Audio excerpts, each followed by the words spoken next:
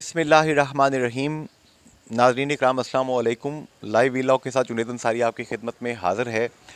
पिछले कुछ दिनों से जैसा कि यहाँ पे चहमगोइयाँ थीं, बातें हो रही थीं कि चौधरी अनवारुल हक साहब की ये जो कॉकटेल रजीम है, जिसे मखलूत हुकूमत हम कह सकते हैं, ये इस वक्त परेशानी का शिकार है इस नुक्ता निगाह से कि मियाँ मोहम्मद नवाज शरीफ साहब ने 15वीं तरमीम जिसके ज़रिए वज़रा की तादाद को अनलिमिटेड किया जाना था, उसमें मुस्लिम लीग नून के अरकान असम्बली को वोट देने से मना किया था।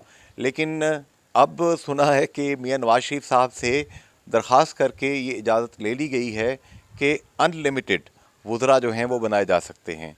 यहाँ पे मेरा सवाल जो है, जो आवाम पूछती है, पब्लिक पूछती है कि आज़ाद कश्मीर का ये स्ट्रक्चर, जितने भी यहाँ पे इज़ला बनाए गए हैं, जितने भी यहाँ पे तहसीलें हैं, जितने भी यहाँ पे टाउन्स हैं, विलेजेस हैं, क्या यहाँ के लोगों को ज़िंदगी की सहूलियात इज़्ज़त नफ्स की बहाली के साथ क्या मिल रहे हैं?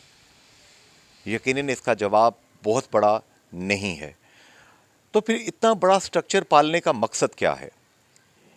ये ख़ित्ता आज़ाद जम्मू कश्मीर जिसे कहा जाता है, 4471 मुरबा मील हम सुनते हैं, पढ़ते हैं, मील या किलोमीटर, ये इसकी आबादी जो है ये गुजरात ज़िले के करीब करीब, गुजरांवाला के करीब करीब है।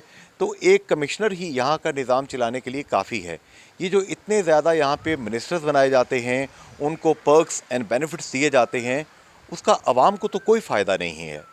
आप इस हवाले से क्या सोचते हैं? अपनी इनपुट ज़रूर दीजिएगा।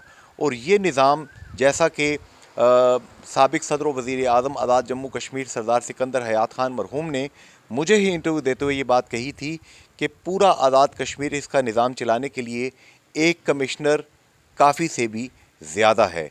जनरल हयात ख़ान मरहूम के दौर में हमने देखा कि आज़ाद कश्मीर का निज़ाम बेहतर तरीके से चल रहा था।